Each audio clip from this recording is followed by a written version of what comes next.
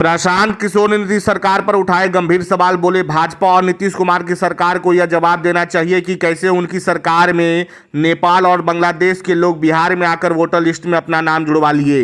प्रशांत किशोर ने deputy CM सम्राट चौधरी पर बोला हमला। बोले, सम्राट चौधरी को कानून व्यवस्था का क्या समझ है। बिहार के गृह मंत्री नीतीश कुमार हैं और वे अचेत अवस्था में हैं, इसलिए बिहार में अपराध की स्थिति यह है।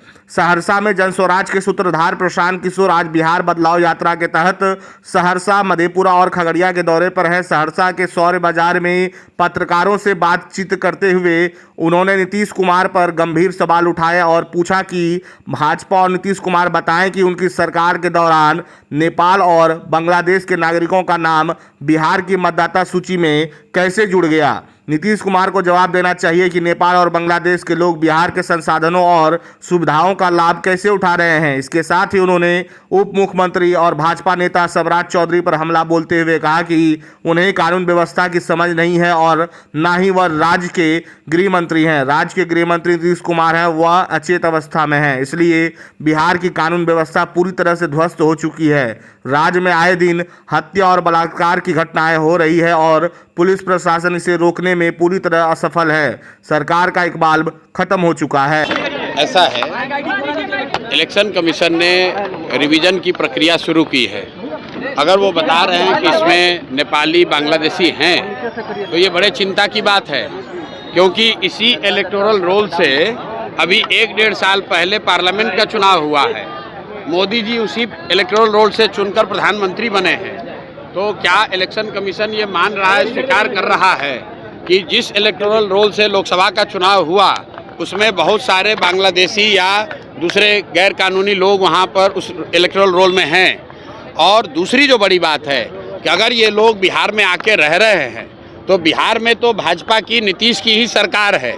ये लोग कैसे रह रहे हैं, पुलिस प्रशासन क्या कर रहा है, ये भी चिंता क्या बात है। और कहीं ना कहीं नीतीश सरकार को जवाब देना चाहिए कि इतने लोग, जो इलेक्शन कमीशन कह रहा है, सरकार की संस्था कह रही है, सरकार की संवैधानिक संस्था कह रही है कि बहुत सारे नेपाली बांग्लादेशी यहाँ पर आके रह रहे हैं और उन्होंने इलेक्टोरल रोल में बजाता अपना नाम लिखवाया है।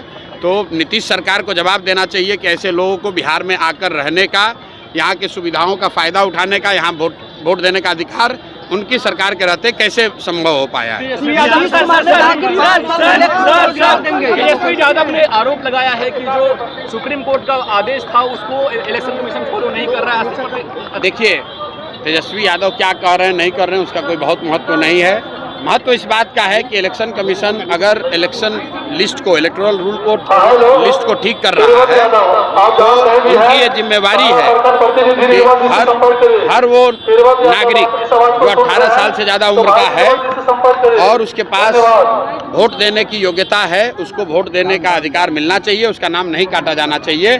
तेजस्वी यादव क्या कह रहे हैं, प्रशांत किशोर क्या कह रहे हैं, इसका महत्व नहीं है। महत्व इस बात का है कि जो भी वोट देने की योग्यता रखता है उसको वोट देने का अधिकार होना चाहिए, उसको वोट देने का मौका मिलना चाहिए। सम्राट चौधरी ने कहा है कि बिहार में लॉ एंड ऑर्डर की स्थिति बिल्कुल ठीक है, आपसी मतभेद के कारण ये हत्याएं हो रही है। सम्राट चौधरी, लॉ एंड ऑर्डर पर सम्राट चौधरी का बोलना ऐसे ही है जैसे मैं क्वांटम फिजिक्स पे अगर कुछ बोलने लगूं। भाई, सम्राट चौधरी को लॉ एंड ऑर्डर का क्या समझ है? सम्राट चौधरी तो गृह मंत्री नहीं है, सम्राट चौधरी कोई लॉ एंड ऑर्डर के विशेषज्ञ नहीं हैं। गृह मंत्री यहाँ पर नीतीश कुमार हैं और वो अचेतन अवस्था में हैं। उनकी बुद्धि और उनका मानसिक और शारीरिक स्थिति ऐसा नहीं है कि उनको पता चले। सरकार का इकबाल खत्म हो गया है, जिसको जो मन आ रहा है वो कर रहा है। पूरे सरकार को 3-4 अधिकारी और 4-5 उगाही मंत्री चला रहे हैं, इसीलिए पूरे बिहार में ये दुर्दशा की स्थिति है।